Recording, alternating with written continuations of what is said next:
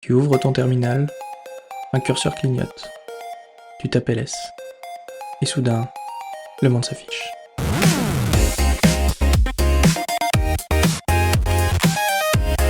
Bonjour, et bienvenue dans Un jour, une commande, la série qui te fait découvrir chaque jour une commande Linux, son histoire, ses secrets et ses petits détournements malins. Aujourd'hui, on commence par la plus simple, la plus emblématique, la commande ls. ls, c'est tout simplement l'abréviation de list pour list files. C'est une commande héritée directement des premiers systèmes Unix au début des années 70 environ. À l'époque, tout tenait dans quelques kilo-octets, donc les noms de commandes devaient être très courts. C'est pour ça qu'on est arrivé à ls. ls est donc resté avec le temps, et il est devenu un peu le symbole de la ligne de commande Unix, clair, efficace, concis. Le rôle de ls, c'est de lister les fichiers d'un répertoire. On tape ls et on obtient les fichiers du dossier courant. C'est simple, c'est efficace. Mais très vite, on va avoir besoin de plus que ça. Et on découvre les options, toujours précédées d'un tiret, que l'on place juste après la commande ls. ls-l pour lister en détail les fichiers avec les droits, les propriétés, la taille, la date. ls-a pour lister les fichiers cachés. Ceux qui commencent par un point. ls-lh pour des tailles lisibles par un humain. Donc, pas juste des octets, des gigaoctets, des mégaoctets, des kilooctets. Et puis, tu les combines tous un jour. Et du coup, on arrive à une commande ls-alh.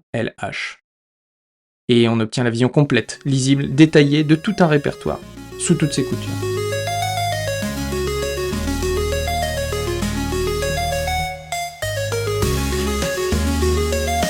Ce que peu de gens savent, c'est que ls n'est pas qu'un affichage.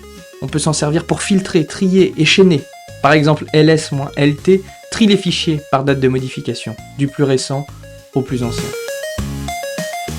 On veut un affichage coloré agréable ? Eh bien, pas de souci, pas de problème.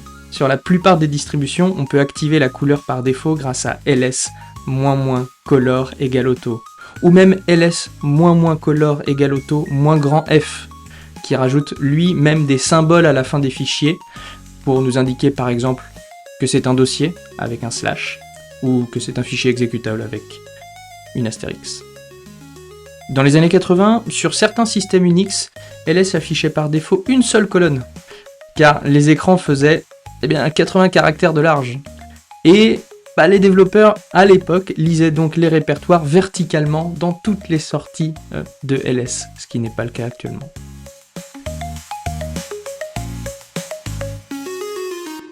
La commande ls, c'est plus qu'un outil, c'est le Hello World du terminal.